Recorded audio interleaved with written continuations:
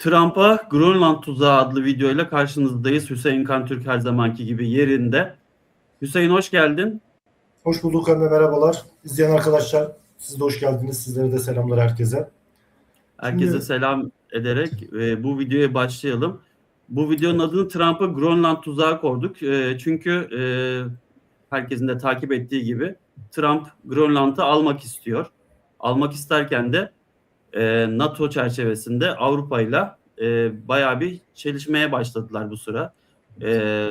Yüksek dozda söylemler başladı. Hüseyin bunu nasıl değerlendiriyorsun? Önce son tweetini koyalım. evet. Şimdi Grönland yani hakikaten istenecek kadar da değerli bir yer. Şimdi önce o kısmını da söylemiş olalım. Yani ama neden Grönland tuzağı dedik, değil mi? Trump'a Grönland tuzağı dedik. Buradan bir giriş yapalım. Şimdi bunu şeyle örnek vermiştim. Putin'den örnek verdim. Yani Putin ilk 2022'de değil mi? Evet. Ukrayna'ya ilk hamle yaparken daha olaylar başlamadan dedim ki Putin'i bir tuzağa çekiyorlar. O sırada herkes dedi ki ya Almanlar miğfer veriyor. İşte değil mi, üzerine bir sürü makaralar döndü. İşte bir haftaya hükümet Kiev'e girer Ruslar. Zelenski'yi de gönderir. Ukrayna tamamen Rusların eline geçer. Hatta bazıları hızını alamadı. Bir haftaya Berlin'e gider. Değil mi? Öyle konularla yüksekten açıklamalarla bu iş başladı. Geldiğimiz yerde değil mi? Aradan 4 sene geçti.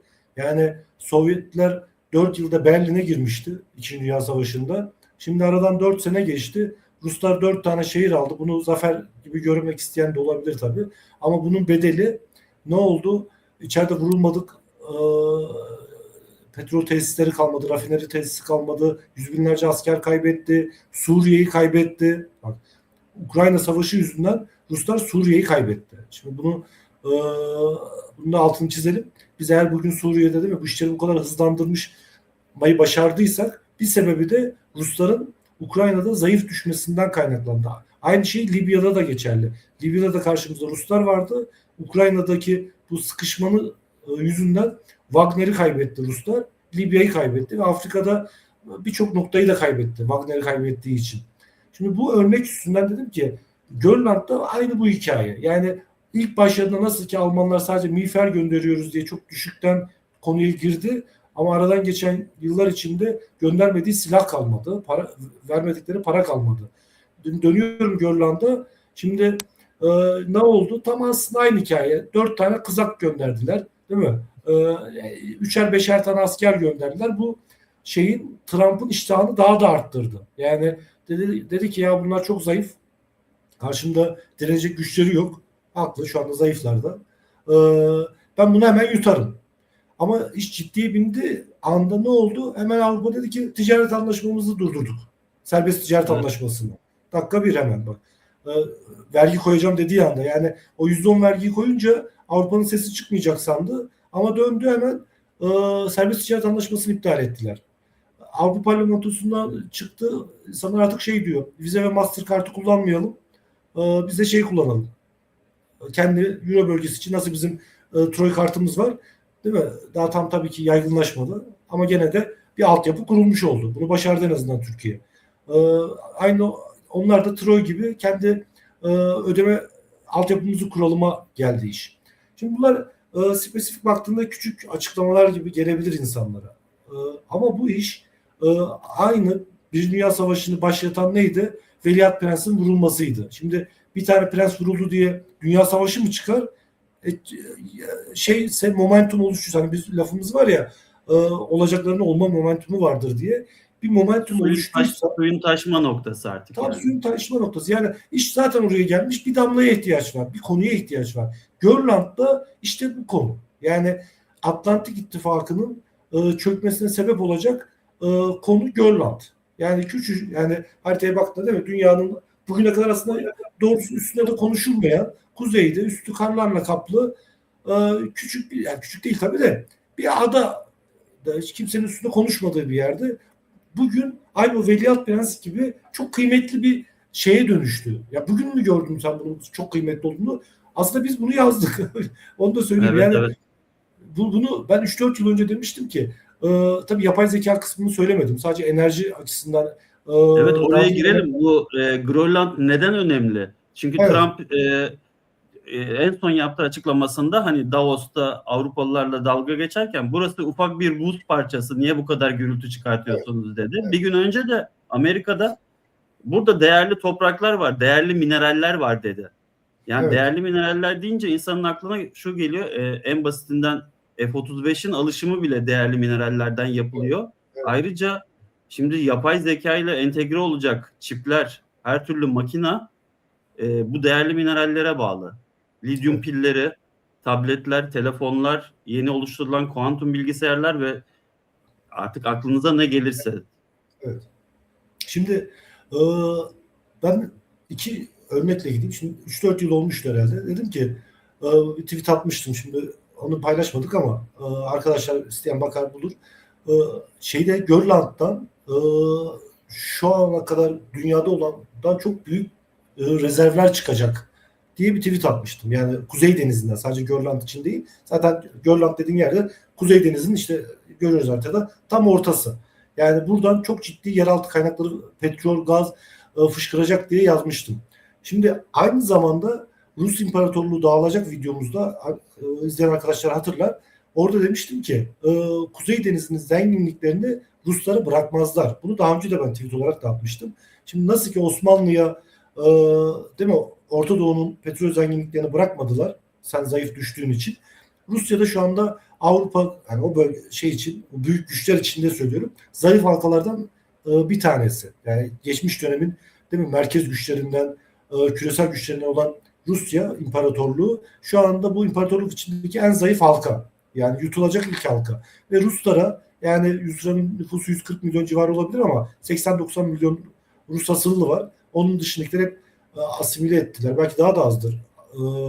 Şey olarak Rus Rus olarak olarak. nüfus. Şimdi yaş ortalaması gelmiş. Onların da öyle 48-50'lere, sadece Ruslara baktığın zaman. Yani ülkedeki yaş ortalamasını düşüren de Türk Müslümanlar, onu da söyleyelim. Yani onları çıktığı zaman kalan Rusların yaş ortalaması 50'ye gelmiş bile olabilir. Doğru değil mi? Yeni nesil hiçbir teknolojisi yok. Yani öyle savunma Evet. sanayinde de bir numarası yok. Şimdi oraya buraya silah satıyor diyoruz da işte bir S-400'leri değil mi var. Onun dışında işte onu da biz de yaptık.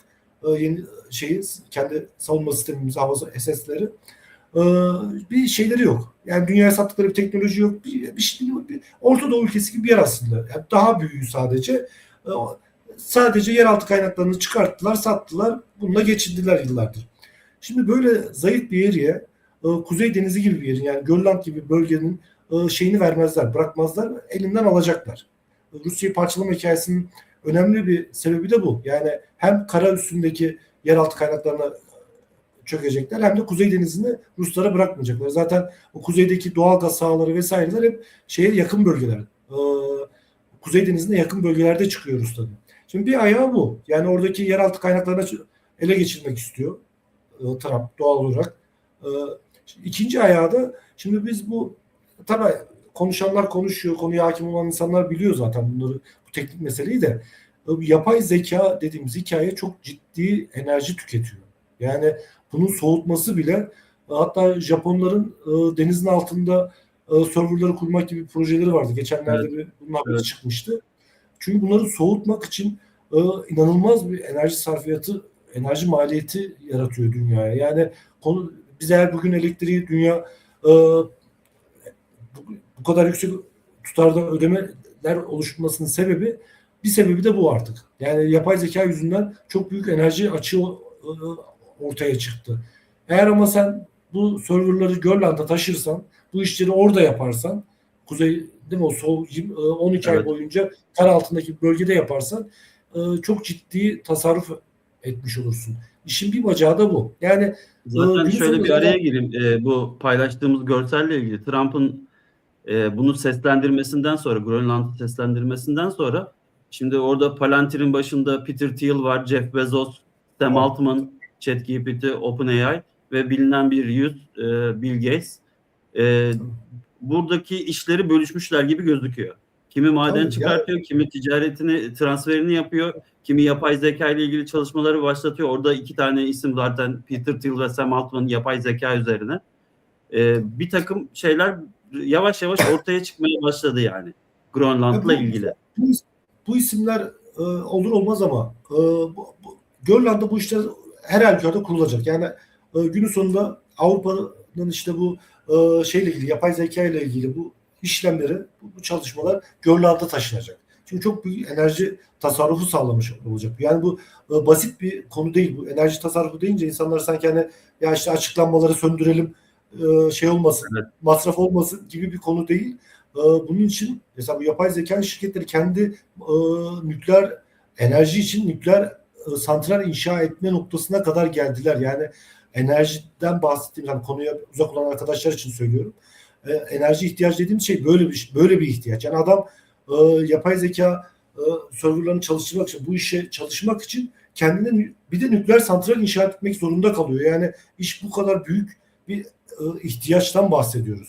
İşte bu yüzden bu iş her halükarda Grönland'a taşınacak. Grönland'ın bir değeri de bu. Yani e, şimdi ne olmuş oldu? Bir enerji ve nadir elementler açısından zengin, petrol ve gaz yatakları açısından aynı zamanda korkunç bir enerji ihtiyacından tasarruf etme bölgesi. O açıdan Grönland değerli. Yani insanlar bugün fark etmiş olabilir ama bu zaten böyleydi. Bunu Ve Avrupa-Amerika arasında da bir kara parçası, büyük bir kara parçası, geçiş noktası. evet. Evet. Şimdi değeri bu. Bunda bir problem yok. Yani bir şey değil, bu bir yalan değil. Yani Grönland'ın değerli olduğu bir bahane değil. Grönland gerçekten değerli. Bu zaten alttan alta konuşuluyordu. Ben bunu yazdığımda da hani bunu yani orada çok ciddi yeraltı kaynakları vesaire var dediğim zaman e, işte öyle içime doğuyor diye söylediğim bir konu değil. Zaten konuşuyordu insanlar bunu. Yani ben de başkasından okumuştum 15 sene 20 sene önce. İnsanlar diyordu ki ya arkadaş bunun altında çok ciddi doğal gaz kaynakları var. Ama şu anda çıkmıyor. Neden çıkmıyordu? Teknoloji o noktada değildi. Şimdi derin deniz teknolojisi gelişti. Sondaj teknolojisi. Otonom değil mi? Robot teknolojisi gelişti. Evet. Artık otonom araçlarla bu işleri çözebilirsin. Çünkü orası çok soğuk olduğu için insanları çalıştırmak da mümkün değildi orada. Hani bu sondajlar vesaireler. Ama sen bunu otonom araçlarla, robot teknolojisiyle, derin deniz sondaj teknolojisiyle bu işleri artık çözebilir hale geldi insanlar. Zamanı geldiği için de değeri ortaya çıktı. Yani konu bu. Aynı mesela şimdi Diyarbakır tarafında da değil mi? Kaya gazı ile petrol çıkartabiliriz diyor. Şimdi o bölge zaten değerliydi bu açıdan. Hani, yeraltı kaynağı açısından. Ama uygun teknoloji olmadığı için o an bir değer katamıyordu. Grönland da aynı. Uygun teknoloji Bir de şu üstüne anda hazır şunu hale ekleyelim geldi. yani eski enerjinin petrol, doğalgaz dışında işte değerli minerallerden bahsediyorlar. Abi Çin'de var bu bu nadir değerli mineraller. Türkiye'de Türkiye'de işte Eskişehir'de çıktı. var. Tamam. Eskişehir Evet. Beylikova'da var. Ve Tabii işte şimdi bu Grönland'da. şimdi bu nadir toprak elementi üstüne de bir hani kısa bir iki cümle söylemiş olalım. Geleceğin petrolünden daha değerli diye zaten herkes bunu uzun yıllardır yazıp çiziyor. Şimdi nadir toprak elementi dediğin şey e, hele ki bu savaşa doğru giderken e, hem savunma sanayinde çok ciddi kullanılıyor. Hem otomobil işte bu çiplerde e, yani yeni nesil teknolojiyle ilgili aklınıza ne geliyorsa bu elementleri kullanmak zorundasınız. Şimdi bu da bu bölgeleri yani nadir toprak elementlerinin çıktığı bölgeleri aynı işte bir Dünya Savaşı'nda nasıl petrol çıkan bölgeler bir hücum Değerliyse. vardıysa ondan önce mesela Avrupa'da ilk savaş kömür yüzünden çıktı. Yani aslında Avrupa Birliği'nin kuruluş hikayesi Fransa ile Almanya'nın ortak yakınındaki kömür maden rezervleri yüzünden bu işler bir dönem aralarında kavgalar çıktı. Sonra bu ticaret anlaşması Avrupa Birliği'nde temelini oluşturdu. Yani bunu beraber çıkartalım. Burayı kavga etmeden beraber paylaşalımla başladı. Şimdi Yine kömür değil mi? Ne Avrupalıların kadar Amerika'ya göçü altın madenleriydi. tabii yani şimdi kömür deyince ne kadar komik geliyor şimdi. Ama savaş sebebiydi o zaman. Çünkü enerji üretebileceğin de o sırada insanların bildiği kömürdü yani. Sonra ne oldu? Petrol, şimdi nadir elementler vesaire. Hep bu şeydir yani. Kaynak e, kavgasıdır bu iş. Yani Göland'ın bir hikayesi de bu. Şimdi gelelim tekrar şey tarafına. Yani Trump'ın Göland'ın değerini amacı, anlatmış olduk. Evet, şimdi evet, Trump'ın Göland tarafını amacına anlatmış gelelim. olduk. Evet yani bura gerçekten değerli. Bunlara konuştuk. Peki hikayenin bu tuzak mevzundan tekrar geri dönmüş olayım.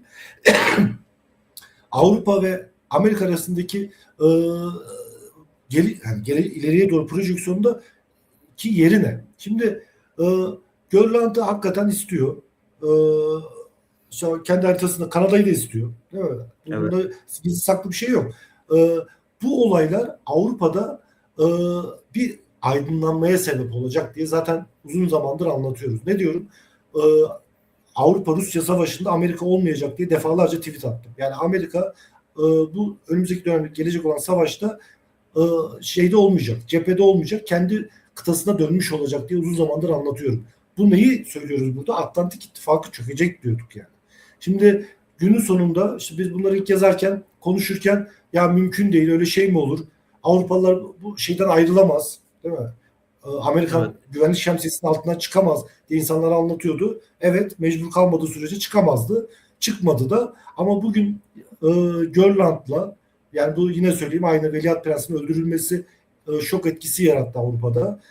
Yapılan açıklamaları herkes eğer biraz okursa bu söylediğimin de farkına varmış olur. Hem halk nezdinde hem de siyasetçiler nezdinde şimdi bir artık alelen, özellikle mesela Alman Başbakanı da çıkıp benzer şeyleri söylemeye başladı. Bizim daha fazla entegre olmamıza, kendi ordumuzu kurmamıza ve kendi güvenliğimizi kendimiz sağlamamız gerekiyor noktasına getirdi. Önemli olan zaten şey buydu. Fikirlerde, yani zihinlerde bu ayrışmanın olması gerekiyordu. Aynı şekilde Grönland'da Kanada Başbakanı farklı ittifaklar aramalıyız dedi. Çünkü tabii, Kanada'yı da biz yaşatıyoruz diyor Trump. tabii. Şimdi 100 yıl sonra okumuşsunuzdur haberlerde belki. Kanada Amerikan işgaline karşı askeri tatbikat yaptı. Simülasyon. Yani bugüne kadar hep Ruslar, Kore, Çin bizi işgal ederse kendimizi nasıl savunuruz diye tatbikat yapan Kanadalılar, Amerika bizi işgal ederse kendimizi nasıl koruruz diye tatbikat yaptı. Hatta tatbikat notlarında ya biz düzenli ordu olarak Amerika ile baş edemeyiz. Şeyi hatta yayarız. İşte kontrgerilla taktiğiyle ne kadar çok zayiat verirsek işi uzatırız vesaire vesaire, böyle planlar hazırladılar. Yani bu iş gerçekten ciddi bir mesele. Yani NATO'nun içindeki ülkeler, NATO lideri ülke bizi işgal ederse kendimizi nasıl koruruz diye tatbikat yapmaya başladı. Bu zihinlerdeki Bir zaten ek şu anda yapabilir miyim? Bugünkü tabii, bir haber. Bir ek yapabilir miyim? Trump NATO'yu dağıtırken şöyle bir şey söylüyor. Biz de dedi NATO'nun 5. maddesini uygulamaya koyabilirdik dedi. Onlar da askerleriyle gelir bizim güney sınırımızdan işte Meksikalıların, Kolombiyalıların geçişini engelleyebilirlerdi dedi. Onlar da yapmadılar dedi. Yani Trump ortalığı dağıtmak için her şeyi yapıyor. şimdi Macron'a ayrı giydirdi. Ondan sonra Avrupa'ya şunu söyledi dün. Biz olmasaydık ya Almanca konuşuyordunuz ya da biraz Japonca konuşuyordunuz dedi. Arada İsrail'e de laf etti. Sen kubbenle çok övünüyorsun da onun teknolojisi bizden gidiyor, silahlar bizden gidiyor dedi. Yani ağzını açtığı gibi Trump darmadan ediyor. Bir maymuncuk görevi görüyor sanki. aynen öyle. Şimdi işin o tarafını konuşalım artık. Şimdi e, Trump'tan önce şunu söyleyelim. Şimdi aslında Atlantik İttifakı diye bir ittifak zaten yoktu. Niye yoktu diyorum. 1945 geldiğinde Avrupalılar işgal edildi. Tam Rus işgalinden kurtuldular ama Amerikan işgaline uğradılar. Yani Evet. Amerika tam bir eliyle onları kurtardı. Öbür eliyle de Avrupa'yı işgal etti. İngilizlerle beraber. Yani Anglo-Sakson düzen sadece bizim üstümüzden geçmedi. Yani sadece Türkiye işgal etmedi. Fikren tam askeri olarak burada olmayabilirlerdi ama siyasi olarak, ekonomik olarak, değil mi? Yani bir şey de açık söylemek lazım. Üstümüzden de kalkmadılar. Şimdi Evet. aynısının çok daha fazlasını Avrupa'ya yaptılar. Yani savaş bittiğinde herkes kucaklaşıp öpmedi. Bu konuşulmaz ama Almanlar, Naziler nasıl mesela toplama kampları kurmuştu? 1945'in ertesi günü Almanları toplama kamplarından topladılar. Başlarında da Yahudiler vardı. Yani e, milyonlarca insan sürgüne gönderildi, toplama kamplarında öldürüldü.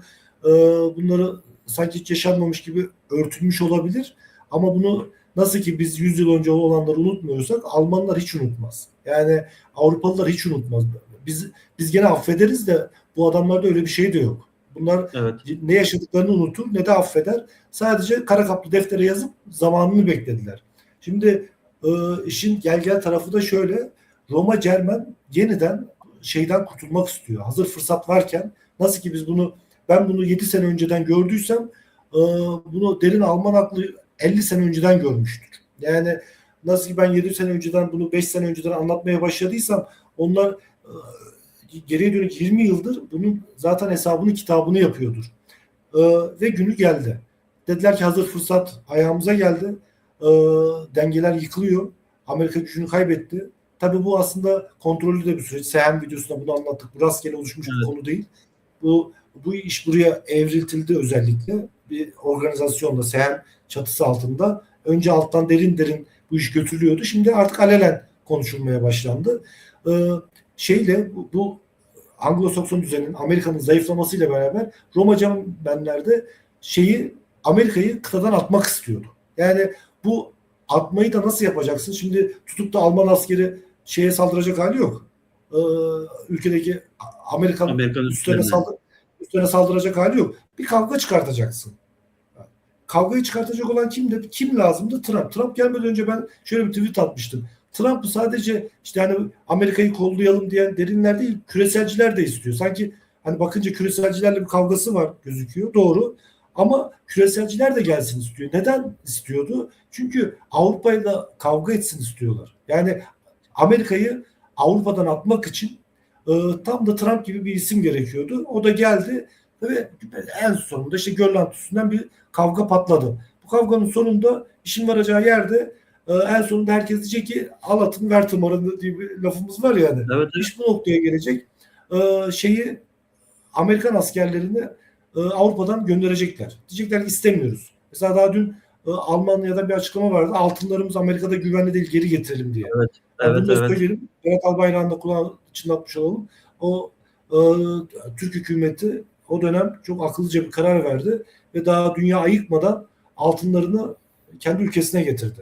Yani hatta bunu bazı garip bir şekilde karşılamıştım. Yani başka bir sıfat isimle adlandırmayayım. Ya bu altınları niye getirdik? Orada daha güvenliydi gibi laflar eden tiplerde oldu yani. Şimdi onu söyleyelim. Olur. Ama şimdi Almanlar aynı şeyi söylüyor. Altınlar orada güvenli değil. Hakikaten de güvenli değil yani. Orada olmadığı da belli değil. Belki çoktan da yemiş de olabilir Almanların altınlarını. O da ayrı konu. Yani vereceği de garanti değil. Tabii vereceği de garanti değil. Bir de kağıt üstünde gözüküyor da kasada hakikaten var mı? Ben ondan da emin değilim yani. Yani ama önemli olan şey artık ayrışmanın tamamen görünür bir şekilde başlamış olması. Yani bu şu anda tarihi bir kırılma noktasındayız. Yani hala tabii ki bunu artık gören, bu işleri takip eden insanlar bunun farkında ama kalabalıkların hala bundan bir haber. Bu olanların farkında bile değil. Atlantik İttifakı'nın gerçekten şöyle söyleyeyim, tam tarih olarak söyleyeyim. 20-21 Ocak gibi, yani o 20-22 Ocak aralığı gerçekten bir kırılma oldu 2026 tarihinde. Evet. Artık yüksek sesten söylüyorlar. Özellikle Avrupa'da kendi eleştirisini vermeye başladı. İşte Roma Cermen'den bahsediyoruz ya, Roma tarafı Meloni, yani bu bir boşanma bu kadar sert olmaması gerekiyordu gibisinden diyor. Cermen tarafı Merz, biz esasında iyi bir birliktik ama bürokrasiye yenildik. Kendi bürokrasimize yenildik, kurallarımıza yenildik, yavaşlığımıza yenildik. Şimdi bir eleştirideler. Bakalım. Şimdi bunlar sistematik adamlar. Yani eleştiri yapıp kenara çekilmezler. Yani oturup üstünde çalışıp çok hızlı şekilde, şimdi bunu da göreceğiz. Yani bu sadece lafta değil. Zaten sahada da haberlerden görüyoruz. Yani çok hızlı şekilde Almanya silahlanıyor. Avrupa'nın geri kalanında da var bu aynı hareket ama Almanlar özellikle çok hızlı silahlanmaya başladılar. Yani daha önce de bu tecrübeleri var. 5-6 yıl içinde tam da bizim verdiğimiz tarih geldiğinde Alman ordusunu hazır hale getirmiş olacaklar. Amerika ile bu sürtüşmelerin Avrupa'ya faydası bu olmuş olacak. Yani zaten istedikleri şeye kavuşmuş olacaklar. Almanlara ordu kurmalarına izin verilmiyordu örtülü olarak. Yani belki doğrudan ayrıca tabii 2. Dünya Savaşı'ndan sonra örtülü olarak ordu kurmalarına izin vermediler. Şimdi bu fırsatı yakalamış oldu. Yani Almanya özelinde söylüyorum. Eline geçen fırsatı insanlar hala farkında değil. İşi böyle biraz magazininde, makarasında gidiyorlar ama Almanya 1945'ten sonra eline geçen en büyük fırsatı kapısına altın tepside geldi. Grönland hikayesiyle. Yani ordusunu kurmasına izin verilmeyen Almanya bu fırsatla bütün Avrupa'ya artık diyor ki arkadaş görüyorsunuz, bu adam, bu Amerikalılar gelip bizi işgal edecek. Biz kendi başımızın çaresine bakmamız gerekiyor. Onun için de silahlanıyorum diyor. Ve insanlar da tamam abi diyecek yani. Geldiği noktada o. Tamam, kendi silahlanalım, kendimizi koruyalım diyecekler. Ve o iş hızla bu noktaya doğru evrilecek. Sonunda da yine söyleyeyim, Amerikan askerleri Avrupa'dan çekilecek. Yani Evet. bırak işgal etmeyi, bırak Avrupa'ya ilave üsler kurup askerler göndermeyi. Günün sonunda Amerikan askerlerinin tamamı Avrupa'dan çekilecek. Amerika kendi kıtasına doğru bir yol, bütün dünyadan üstlerini çekmek zorunda kalacak. Evet. Bunların ekonomisi Kendi kıtasına demokrasi getirmeye dönecek mi? işte tam orasına geliyordum. Süreyi de uzatmayayım ama şimdi bu işler, sanıyorlar ki ya işte Amerika Avrupa'ya posta koydu. Evet, posta koydu. Çin'e posta koydu. Arkadaş, sen 18 trilyonluk Avrupa'ya gayri safi hasıla olarak söylüyorum, postayı koydun, ticareti kestin, güzel. 18 trilyon dolarlık Çin'e de posta koydun, onunla da ticareti yavaşlattın, o da güzel. Şimdi sen döndün 40 trilyonluk bir pazarı posta koymuş oldun. 40 trilyon Venezuela pazarla petrolü seni kurtaracak mı? yani seni kurtarmaz o işler. Şimdi döndü Avrupa'da, şimdi ticareten tabii bu işler olur. O kısmı ayrıca sonra konuşuruz. Sanki insanlar Hindistan'la yakınlaşıyor gibi geliyor. O şöyle değil.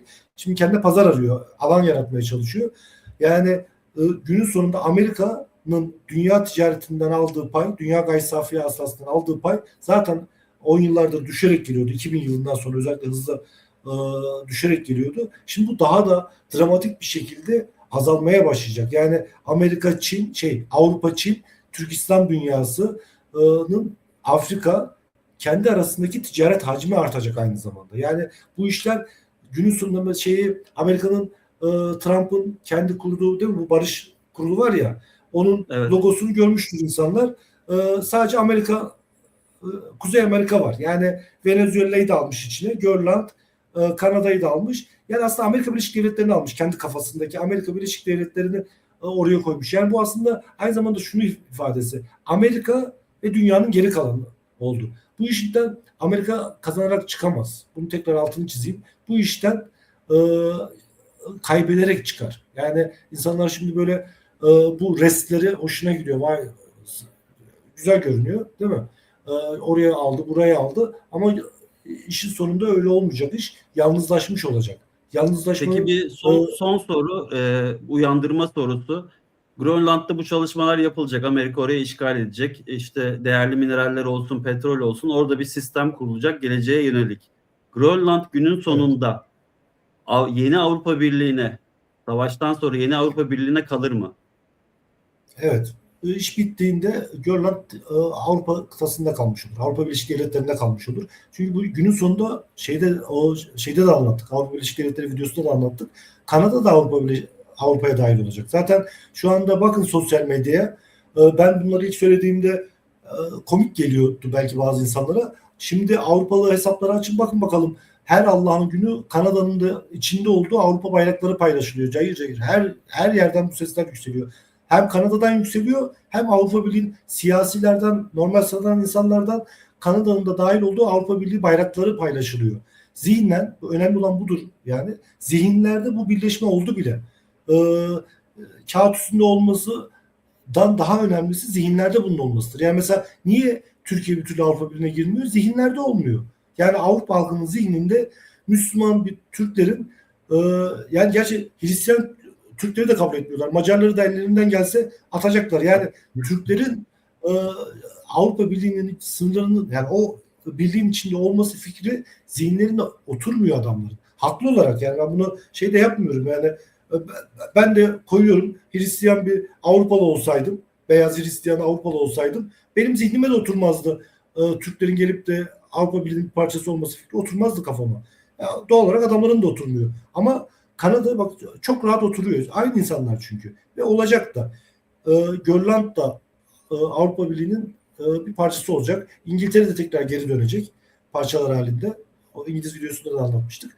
Rusya Federasyonu dağıldığında Rusya'yı da tekrar yutacaklar ve sonunda günün sonunda cümleyi de şöyle tamamlayayım. Avrupa, Kanada'nın dahil olduğu, federasyondan kopmuş Rusya'nın dahil olduğu, Grönland'ın dahil olduğu, kendi enerji kaynakları olan, kendi nadir elementleri olan bu yapay zeka vesaire işlerini yürütebilecekleri, enerjiden ciddi tasarruflarla yürütebilecekleri Grönland gibi bir üslerinin olduğu, Ukrayna ve Rusya gibi bölgelerde tarım arazilerinin olduğu, yani kendi teknoloji de geliştiriyor adamlar zaten.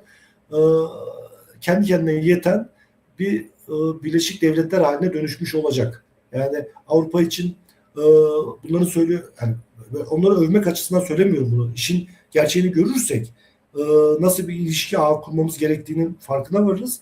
Bundan sonraki dönemde de Türkiye olarak, değil mi, nasıl bir projeksiyonla geleceğe dönük adımlar atarızın anlayalım diye Avrupa tarafında ısrarla altını çiziyorum. Doğru tarafta duralım, doğru insanlarla doğru işbirliği yapalım diye. Son olarak canavarlar çağındayız. Değil mi? Evet. Eskinin yıkıldığı, Evet. yeninin ise belli olmadığı bir çağdayız. Ortaya canavarlar çıkacak. Biz burada canavarlar çağında biraz yeniyi anlatmaya da çalışıyoruz. Çok değişik zamanlardayız gerçekten. Güzel bitirdin son cümleyi. Onu bir cümle ilave ederek ben de kapatmış olayım. Bu canavarlar çağı 10 yıl sürecek. Yani bugünden savaşın başlayıp savaşın bittiği ana kadar ki süreden bahsediyorum. Yani savaşın bittiği noktaya kadar söylüyorum. Yani 2026'da 9 yıl kaldı. 35'te falan bitti desek.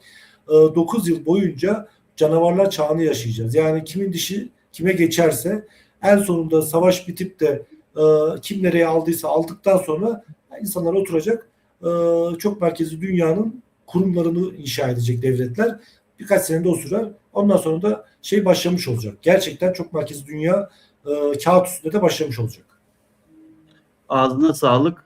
İzleyen herkese teşekkür ediyorum. Lütfen destek olun. Herhangi bir şekilde paylaşarak bile destek olabilirsiniz. X'ten, WhatsApp'tan, herhangi bir yolda.